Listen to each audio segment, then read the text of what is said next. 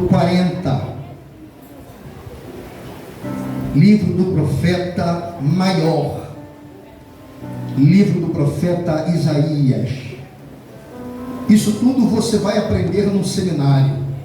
Por que ele é conhecido como profeta maior? Por que Ageu ele é conhecido como profeta menor? Quer ouvir? Olha para cá. Vou falar não, venha para o seminário. Aleluia. Livro do profeta Isaías, capítulo de número 40, versículo de número 31.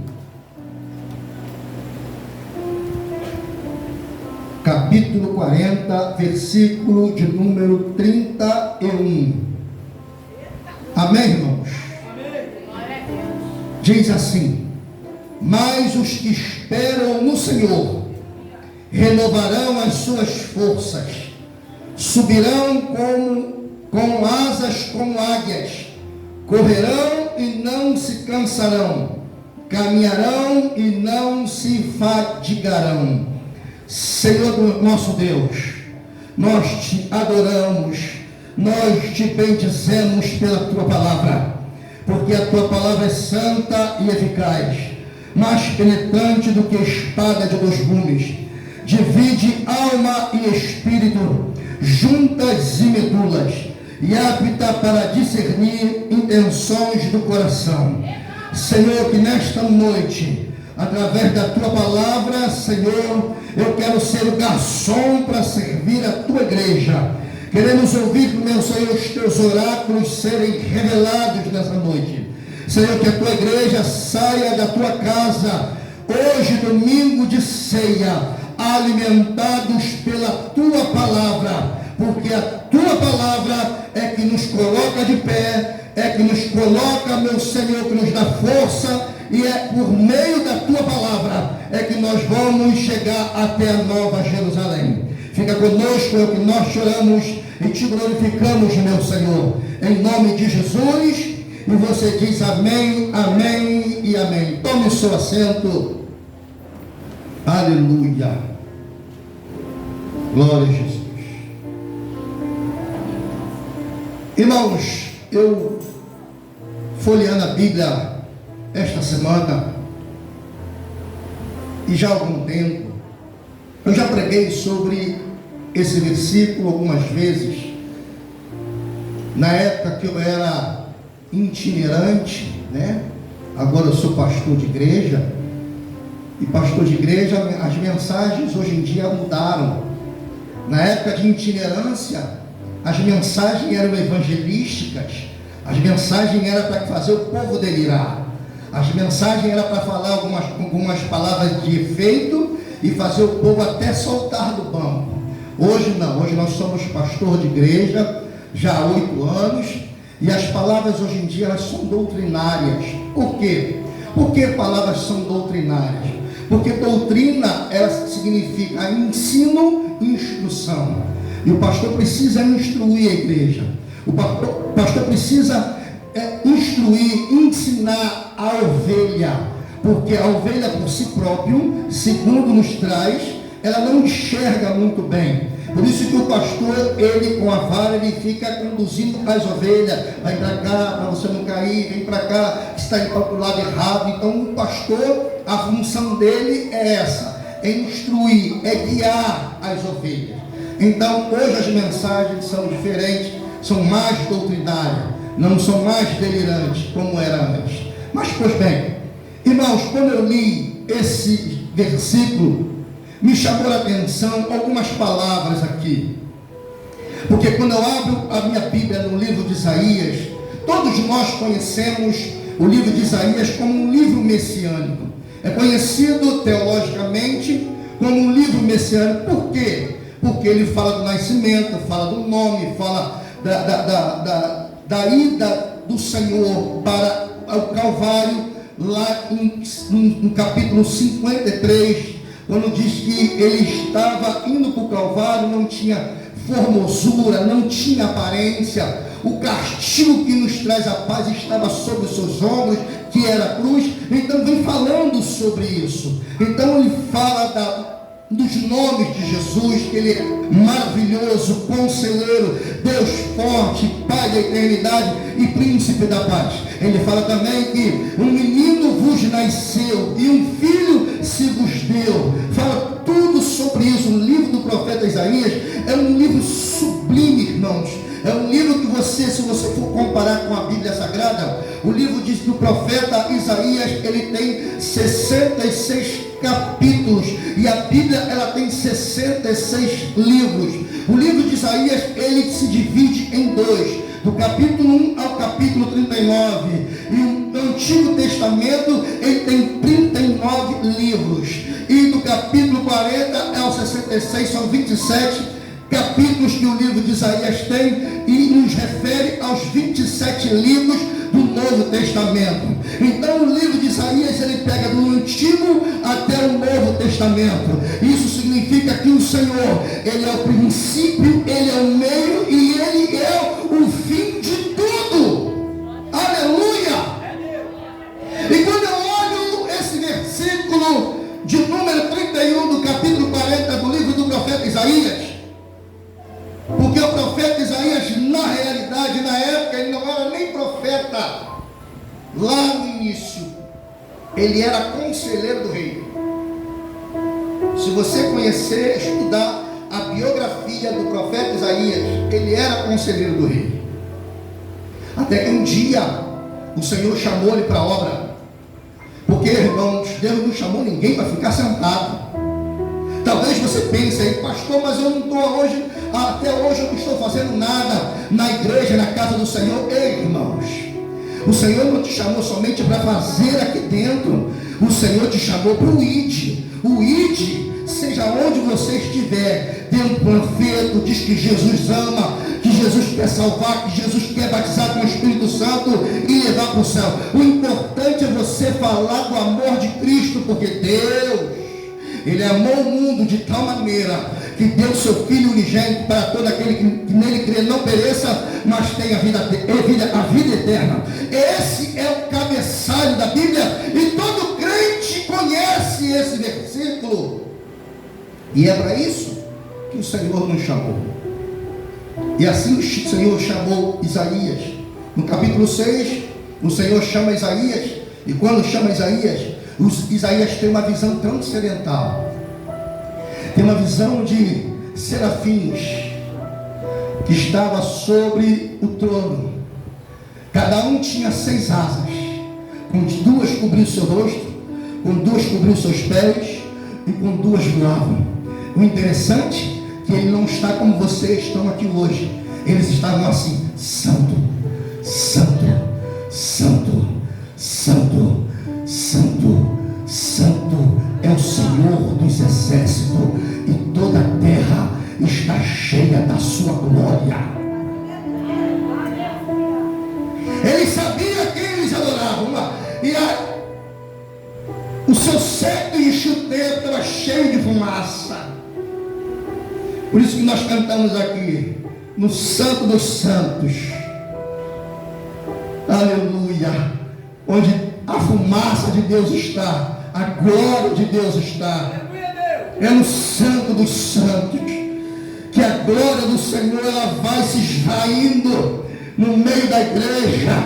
E quando a glória, a água cristalina desce do trono da graça de Deus e passa pelo altar e vai jorrando pela igreja e vai pegando aquele irmão que está ligado, e um vai começando a sentir um arrepio do lado esquerdo, outro vai sentindo um arrepio do lado direito, e um começa a se esquivar, outro começa a dar glória, outro começa a dar aleluia, outro começa a dizer louvado seja Deus, outro diz meu Senhor, eu te adoro, outro diz eu me alegrei quando me disseram vamos à casa do Senhor, aleluia. E assim a igreja, ela é avivada pela palavra, porque o Senhor derrama dos altos céus a sua unção para o teu povo.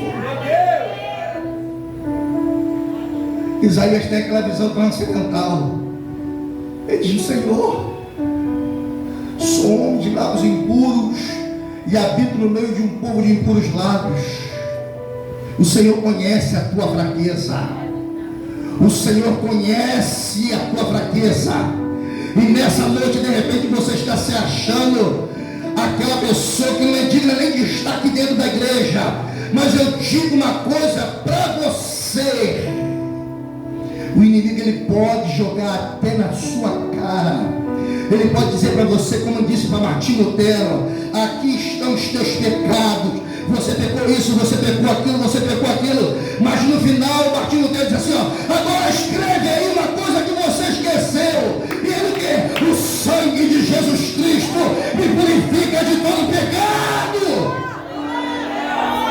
O sangue de Jesus, ele te purifica. De repente você pecou, não vem para cá. Mas nessa noite você pede perdão a Deus, que o Senhor te perdoa, para que você tenha acesso ao trono da glória. O véu que rasgou, irmãos.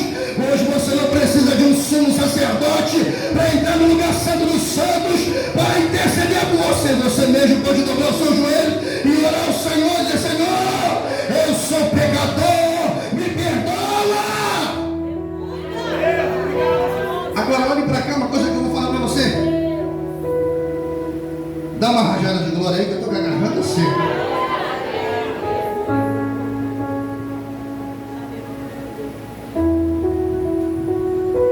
Meu Deus, já é 8h11, eu só estou na introdução.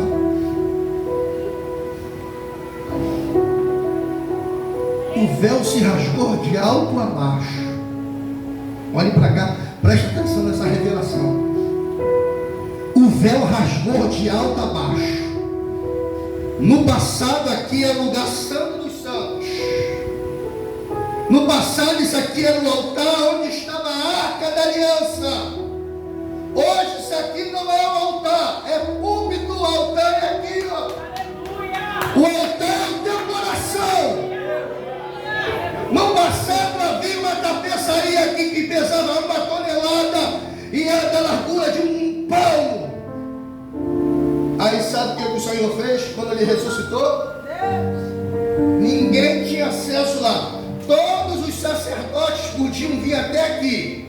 Mesa dos pães asmos, candelabro, altar do incenso, lá fora no ato, a pia de bronze. No início estava o altar do holocausto. Só aqui estava a arca da aliança. Dentro dela havia o maná, as tábuas da lei e a vara de Arão que floresceu. Ninguém podia entrar aqui. Ninguém. Só uma pessoa, uma vez no ano, chamado sumo sacerdote, e tinha um ministério curto para oficializar durante uma vez no ano. O Senhor rasgou o véu para que você tenha acesso. Agora olhe para cá que eu vou falar para você, que você vai se assustar. O véu rasgou, mas muitos estão costurando.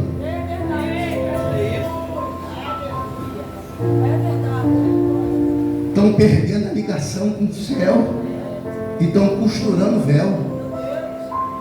Você hoje tem liberdade, não precisa de ter ninguém para oficializar, ou seja, não sei se é a palavra certa, ou agir como o oficiante ou aquele que vai oferecer o sacrifício por você. Você hoje você mesmo é o sacrifício vivo e está costurando o véu. Costurar é quando você perde a aliança, quando você perde a visão, quando você perde o prazer. Isso é costurar o véu. Isaías teve uma visão transcendental. E o Senhor, um anjo tirou uma brasa viva debaixo do altar e tocou nos lábios de Isaías com uma tenaz. Teus pecados foram perdoados, as iniquidades foram tiradas. E ele falou assim, ele ouviu: a quem enviarei? A quem há de ir por nós? Isaías, epa, está falando comigo. Ó, já fui purificado, o Senhor já me chamou. Agora eu preciso tomar uma atitude. Eu preciso me disponibilizar para a obra. Tem pessoas que pensam assim: o Senhor até hoje não me chamou. Presta atenção, se ele chamou, se ele não chamou. Eu digo para você que ele já te chamou há muito tempo. Está esperando um convite especial. Se entrega para a obra. Se entrega para a obra. Tem pessoas que esperam convite especial do pastor para fazer alguma coisa. Ei! As melhores obras são feitas nos bastidores, que o pastor não sabe, para que você não seja ovacionado. Isaías, eis-me aqui, envia-me a mim. Ah, o Senhor é? Quer ser profeta? Outro homem que teve visões de Deus foi Ezequiel, capítulo 1. Não aguentou a visão de tanta glória, e ele caiu em terra se prostrando. E o Senhor falou: filho do homem, pode em pé que eu vou falar contigo. Eu vou te enviar um povo, não de um povo de estranha fala, não. Um povo com coração duro. Aleluia. Você vai pregar para eles, mas eles não vão te dar ouvido. Mas queira eles ouvir ou não, saberão que houve no meio deles um profeta. Ei, eles vão ouvir você ou não, mas pregue a palavra. Cumpra o seu ministério. Não foi o homem que deu, foi o Senhor que te deu. Se você depender do homem, você vai morrer, você vai ficar, você vai parar, você vai desviar, mas foi o Senhor que te deu. Se eu fosse dar ouvido a muitos que me disseram: larga que isso não vai dar em nada, eu olhei para a promessa.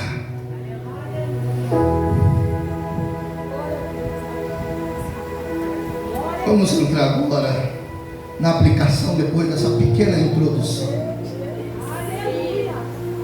Dá uma rajada de glória.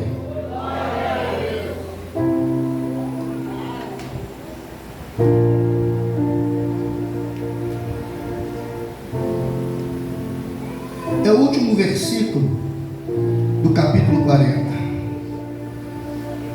E Deus vocifera pelos lábios do profeta Isaías: mas os que esperam no Senhor renovarão as suas forças, subirão com asas como águias, correrão, não se cansarão, caminharão e não se fadigarão.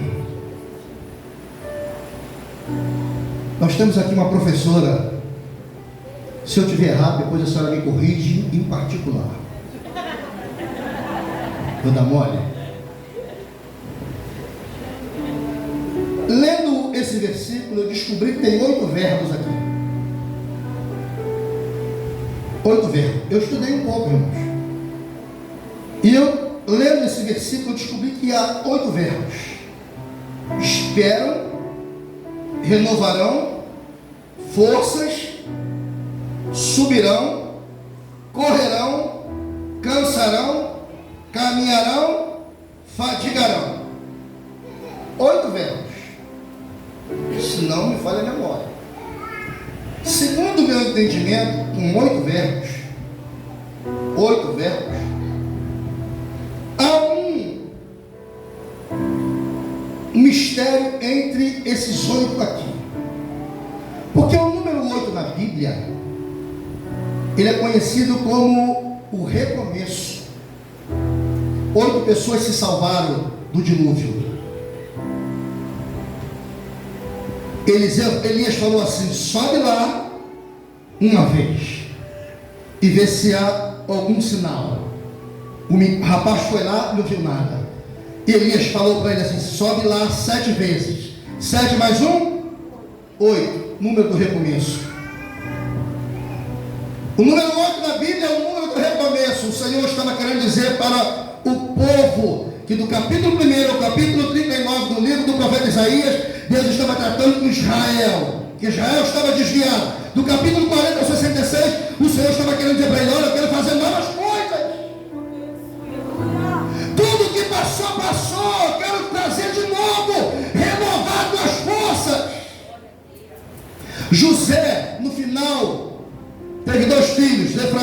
Manassés. A palavra, o nome Manassés no hebraico significa esquecimento. O que passou, passou. Esquecimento. Efraim, prosperidade, fértil. Deus nessa noite está dizendo para você: Manassés nunca mais. Deus quer Efraim para você. Você vai prosperar. Deus tem um 8 para você hoje te aguardando. É o número do recomeço da tua vida, do teu ministério, da tua família. Irmão, com licença, porque eu não estou aguentando.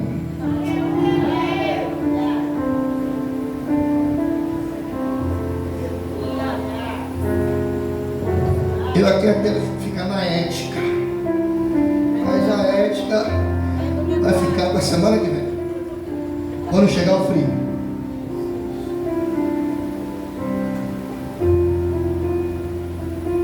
Então eu encontro 8 verbos aqui. Um deles, Jesus, eu tenho que correr. Fala assim: mas os que esperam no Senhor, os que esperam no Senhor. Irmãos, o que tem de crente afoito, o que tem de crente que quer que Deus resolva as coisas agora. Se Deus falar assim: eu tenho uma obra na tua vida como pastor, tem 23 anos, né? Meu Deus, 22.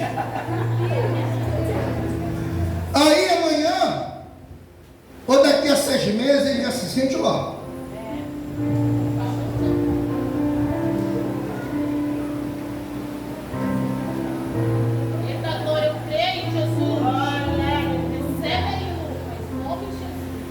Mas tudo na nossa vida é um processo. Eu vi uma vez no Face algo assim: o cara é obreiro, aí daqui a pouco em pé lá em cima já pastor. Aí não é o diácono, não é nem presbítero, não é evangelista. Aí já pula do irmão para pastor. Não tem experiência nenhuma, fica uma lacuna. Fica faltando um pedaço do meio entre o trabalhador e o pastor. Nesse meio aqui, o cara não tem uma experiência. Aí começa a pregar um monte de heresia, que eu vou te falar alguma coisa aqui. Começa a falar um monte de heresia, levando a igreja. A falta de conhecimento.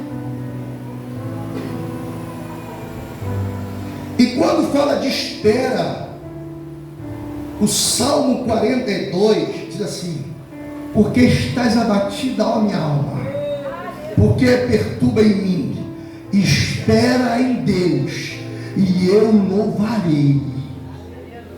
Salmo 42, o próprio salmista está dizendo: porque estás abatida, minha alma, correria, o fuco do dia, não tem tempo para isso, é correria, tempo para cá, corre para lá, resolve uma coisa, resolve outra, aí se aborrece aqui, se aborrece ali, aí chega a noite e está tribulado, aí o salmista: porque estás abatido a minha alma, porque você está atribulada dentro de mim, porque perturba, você está perturbada, tu não consegue dormir, tu perdeu o sono, está atribulado, está pensando naquelas coisas do que aconteceu. Espere em Deus, já sei, espere em Deus, espere em Deus, espere em Deus, e assim eu louvarei. Aí o outro diz assim: esperei com paciência no Senhor, e Ele ouviu o meu clamor. Mas ninguém quer esperar, aí não ouve a voz de Deus. Aí fala assim: esse aqui é minha escolhida. Aí casa com uma carnuna que não quer nada com Deus. Aí passa a prova. Aí depois fala assim: pastor, eu estou numa prova em casa. Eu falei: o que foi, meu filho? Porque eu casei com a mulher, pensava que era uma coisa, mas era outra. Então passando uma prova. Prova não, a escolha é tua. É consequência da tua escolha. É consequência da tua escolha, porque você não colocou o joelho no chão para orar. Pedir a Deus direção. Senhor, me revela. Fala com o amigo.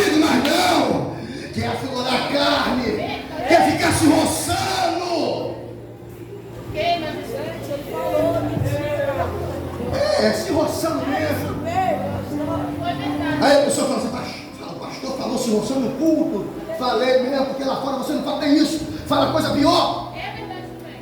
É verdade. Aí não quer esperar. Aí cai no engodo de Satanás. Mas os que esperam no Senhor só serão renovados. Olha que um verbo puxa o outro. Os que esperam no Senhor renovarão. Renovarão. Renovarão. A palavra renovar, a palavra renovarão vem do verbo renovar. Progrediram, reformaram, repararam, restauraram, revigoraram. Foram restaurados porque esperaram no Senhor. Tem pessoas que falam assim: ah não, eu vou fazer essa obra assim mesmo porque eu não estou tendo tempo. Não, calma, você vai fazer, então calma, faça tudo do jeito certo. Faça com segurança, porque mais tarde você vai falar assim, depois que a família crescer, você tiver uma tribo, porque crente não tem filhos, tem tribo. Quando você tiver uma tribo, você vai dizer assim: hoje eu tenho 7, tenho 8, tenho 10 filhos. Eu poderia fazer uma casa que suportava mais 2 cômodos para cima, mas eu não fiz sapata, eu não esperei na época, eu não fiz a renovação. Aí quer fazer as coisas, vamos embora. Espera. Que a reforma, ela vai acontecer.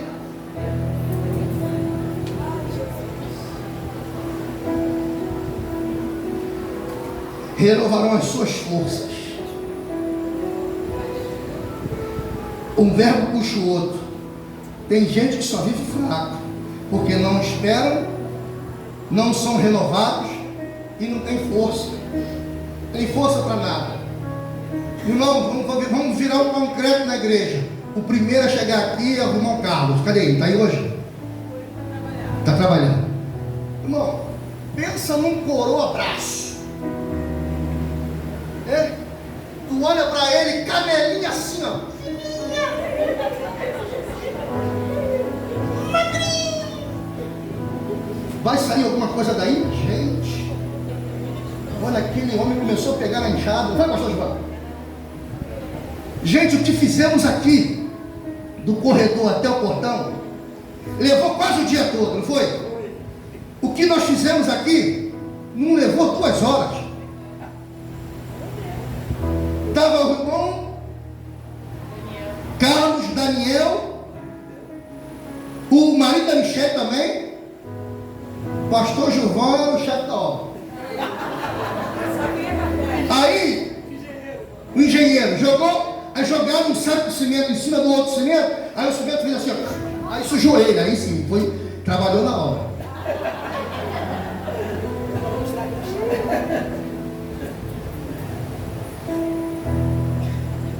Tem gente que não tem forças para nada.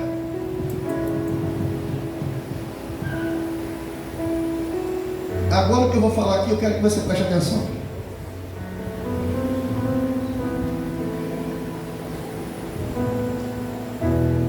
As suas forças subirão com asas como águias.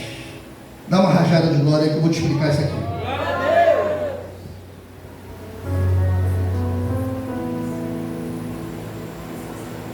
Quero ver se eu consigo falar sobre as características da águia.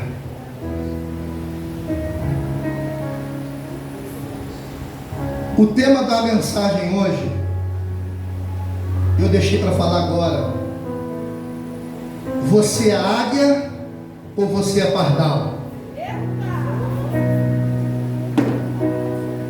Você é águia ou você é pardal?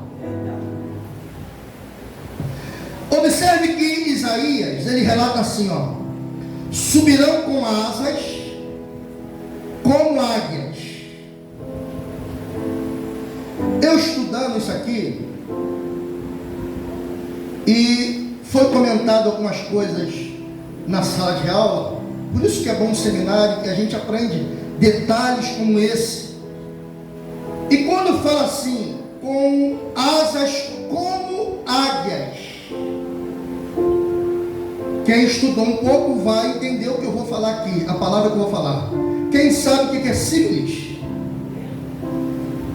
Símiles. Símiles é uma linguagem figurativa. É uma linguagem figurada.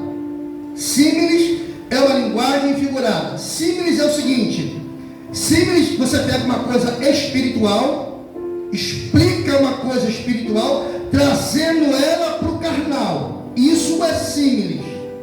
Por exemplo, quando o Espírito Santo desceu, né, e veio foram vistas línguas como se de fogo. É uma linguagem figurada. Como? Não era fogo. Então, Lucas ele estava trazendo uma forma de expressão espiritual para o natural, para você entender a preciosidade do Espírito Santo. Entendeu? Como lá em Apocalipse, vamos andar em rua de ouro. Lá em cima não existe ouro. João estava tentando trazer ao nosso entendimento algo precioso como o ouro que a gente conhece aqui na terra. Isso a gente aprende em aula de hermenêutica. Estou te dando uma aula de hermenêutica agora, de graça. Então, quando fala assim, ó, com asas como águia, não é que eles eram águias. Estava falando, olha, vocês são símiles. É uma linguagem figurada da águia para o povo de Israel. Entenderam? Isso é símiles. É uma linguagem figurada. Eu vou falar sobre isso aqui. Então, eu estou dizendo, subiram com asas, voaram com asas como águia. Vocês não são águia, mas vocês podem ser comparados a uma águia. Vocês não são águia, nós não somos águias, mas o Isaías estava querendo dizer para nós e para o povo lá que eles não eram águias, mas eles poderiam ser comparados como águias. Mas o que é águia? Aqui eu começo a pregar. Não dá tempo, não. Deixa Deus usar.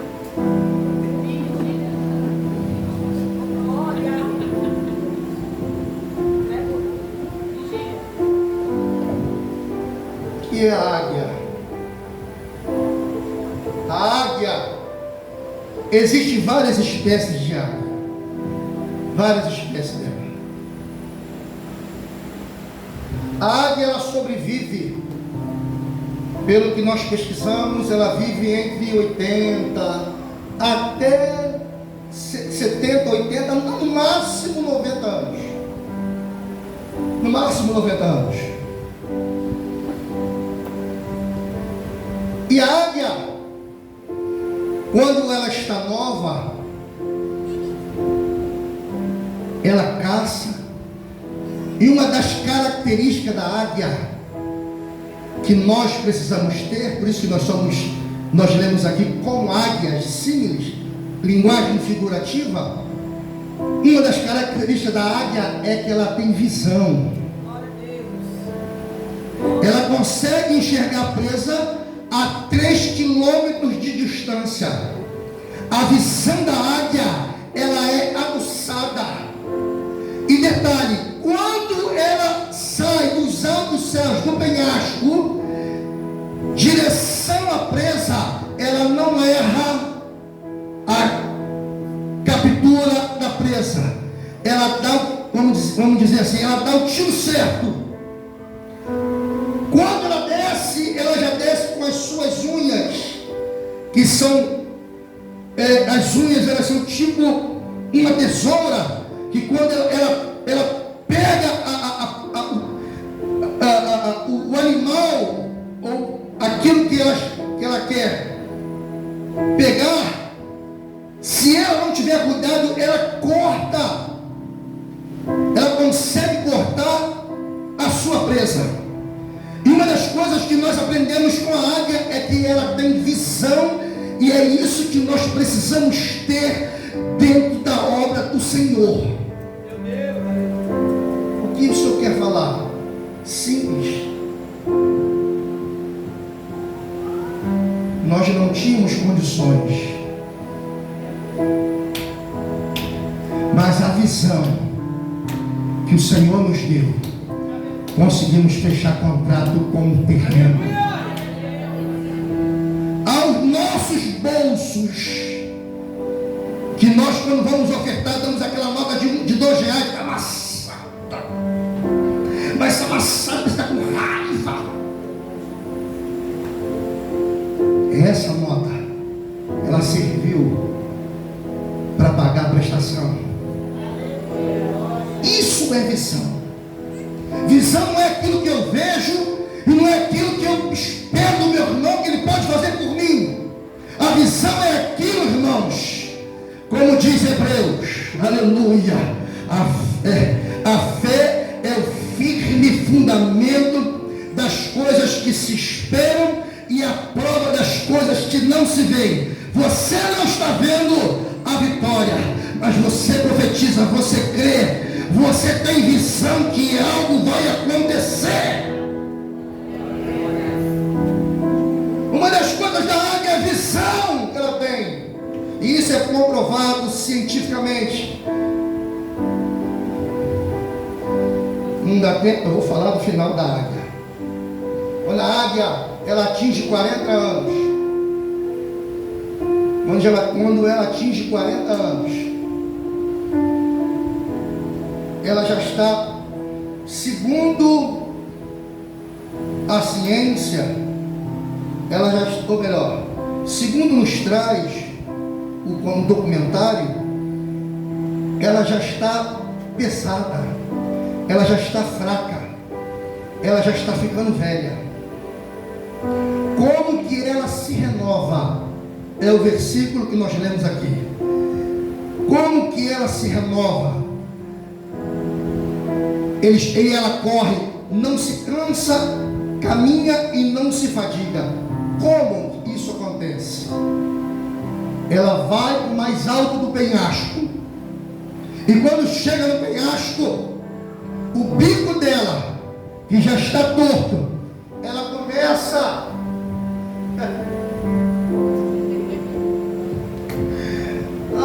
Jesus, ela começa a raspar o bico na pedra até arrancar o bico velho. Você me entendeu, irmão? A pedra é a palavra, que é Jesus. Quando você está sem força, começa a molar o seu bico na palavra. Começa a molar, que o bico da fofoca velha vai sair.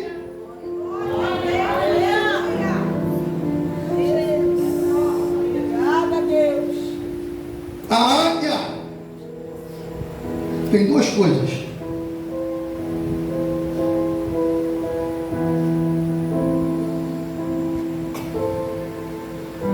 Ou ela passa pelo processo doloroso, ou ela morre. A águia ela pode decidir. Ou ela passa pelo processo doloroso, ou ela pode morrer. Tem muitas águias que morrem, mas tem muitas águias que ela quer ramolar o bico e começa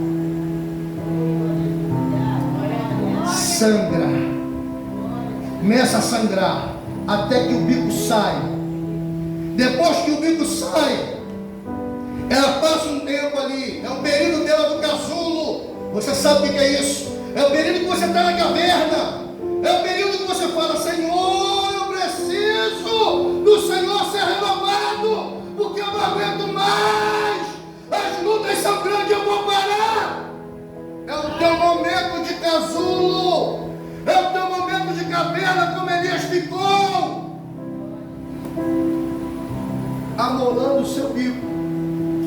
Quando o bico sai, passa um tempo, o bico começa a crescer. E sabe o que ela faz? Terceira característica da águia: ela pega o seu bico e faz assim, nas unhas. Ela arranca todas as suas unhas. Começa a sangrar, sangrou no bico, começa a sangrar as suas patas. começa a sangrar, ela arranca todas as unhas.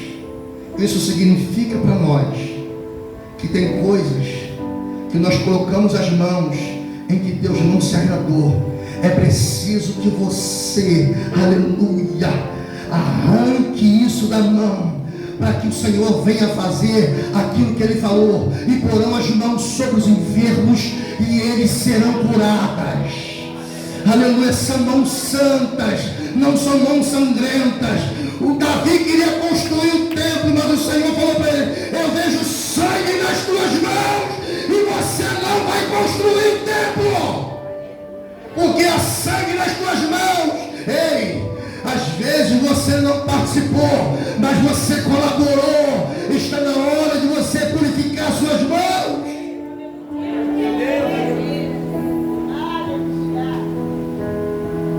Vou falar só da última, só da outra característica.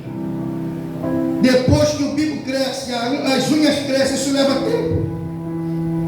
Depois que as unhas crescem, sabe o que ela faz?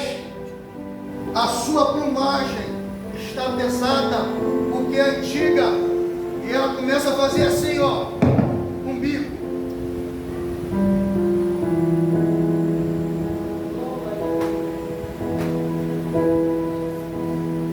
Ela começa a arrancar com o bico as plumagens. Como são muitas, e muitas estão velhas, muito velhas, ela começa a bater as asas. Ela começa a bater as asas. Isso significa que o Senhor, Ele quer trocar as suas vestes. Ele quer trocar as suas vestes. Tem pessoas que passam na rua que você não conhece se é crente ou não é crente. Tem pessoas que dentro da igreja é uma coisa, lá fora só o sangue do Cordeiro, os Herbert para fora, os shorts curtos, os homens com a calça colando, e aparecem os seus órgãos. Sabe o que está fazendo acontecer? Está fazendo os outros pecarem. Aí você pensa que vai para o céu. Plumagem. Está na hora de você bater a asa hoje. Simile, linguagem figurada. Bate as asas hoje. Sai vestimenta velha. Tem pessoas que têm 2 guarda-roupa. É um para sair e o outro para vir para a igreja. Ei! O Senhor está te alertando hoje.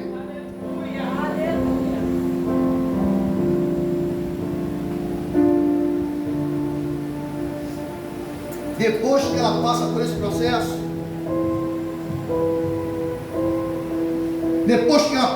processo, aos 40 anos ela passa por esse processo. Depois que termina tudo, que leva tempo, ela ainda sobrevive 30 anos. 30 anos. O Senhor está dizendo para alguém aqui nessa noite: está na hora de renovar, está na hora de trocar a plumagem, para que o Senhor venha acrescentar os teus dias na face da terra. Porque muitas pessoas são: porque Deus levou, porque aconteceu isso, porque cantou e morreu, porque Deus sabe de todas as coisas. Deus não quer perder. Então a mente do homem ela é limitada. A gente pensa uma coisa, mas o Senhor, que é o dono da ciência, é o dono da presciência, é o dono de tudo. Ele sabe o nosso futuro. A gente não sabe o que vai acontecer ao sairmos desse culto, mas o Senhor sabe da nossa vida. Então hoje é noite de renovo, hoje é noite de troca.